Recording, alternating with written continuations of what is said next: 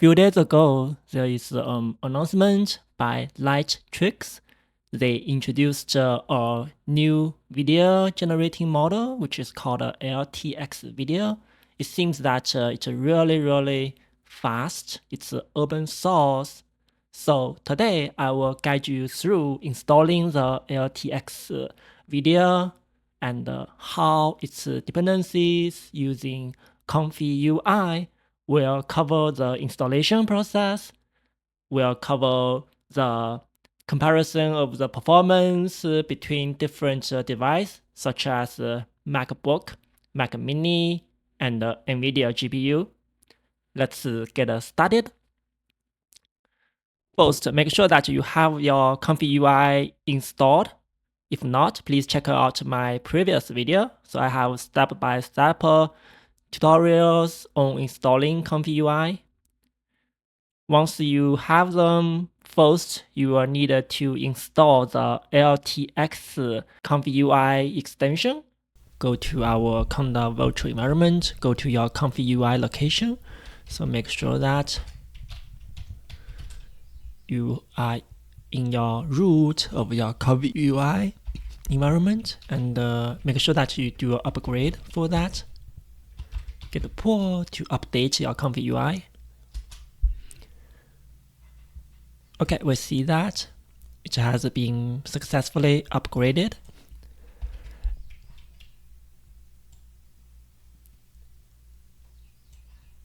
We will use the menu install.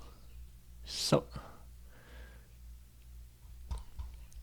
for the menu install, you go to your code, copy the HTTPS, go back to your terminal, you change your directory to your customer nodes, and then do a get a clone of the URL you just copied, and press enter.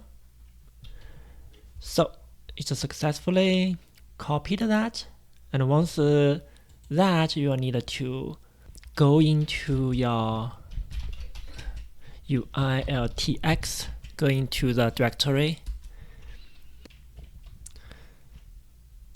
So before we do that, let's take a look at what's inside it.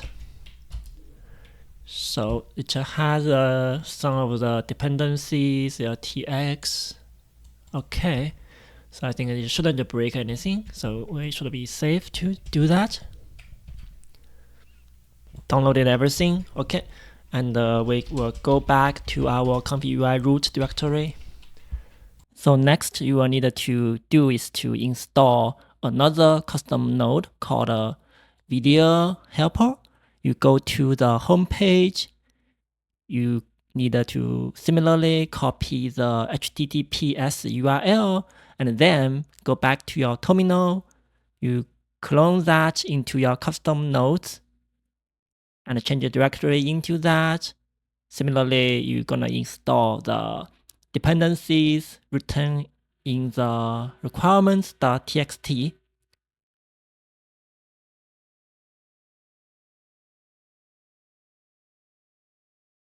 So it's able to successfully install them.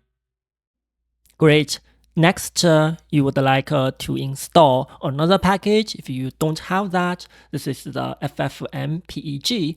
The installation depends on which system you are on. For macOS or Linux, there is a package manager that you can use.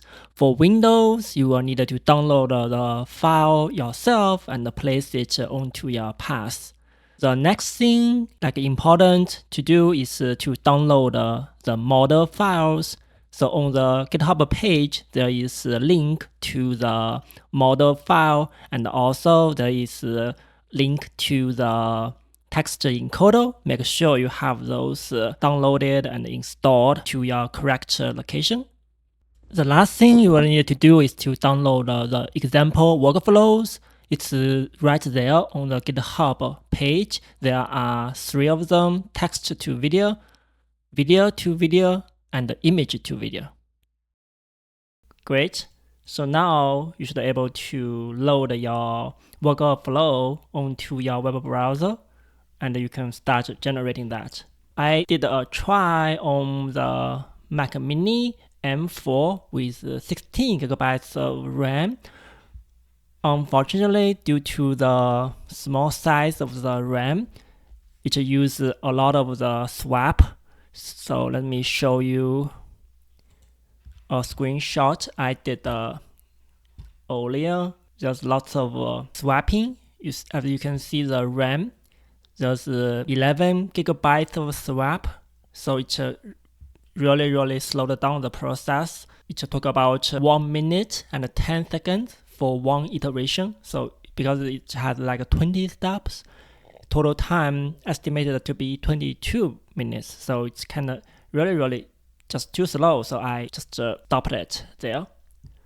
But luckily I have another machine which has 36 gigabytes of RAM.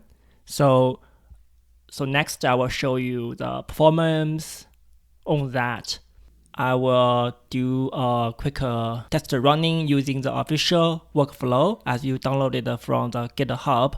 Simply make sure that everything is in place. We have the LTX model, we have the clip, and we have some quick prompt. So this is a description of the scene we want. So it will generate that for us. And let's see, this is all default setup. And we have at the end we have a video combine node, so it will combine that. So this one is I did previously. So as you can take a look here. So this time I will do another prompt,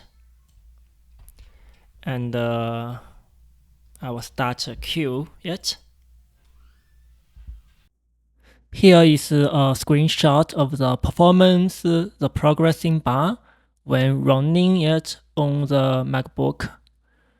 We do see that it's much faster than the 16 gigabytes version I just showed you. For one iteration, it took around 14.2 seconds. That's much faster. For the whole 20-step video, it took around 5 minutes to generate one. We see that it completes after 4 minutes and 52 seconds. And we see the generated video looks quite nice. So the end result is that I think it's kind of good news. So if you are a MacBook owner, but the bad news is that it really need lots of RAM. So I think at least you need around 32 gigabytes of RAM. As a comparison, so I will show you like the exact same workflow, same environment. I tried on a 3090 Nvidia GPU, and you can see the results. It took about 15 seconds to generate one video, right? So using the same prompt, everything the same.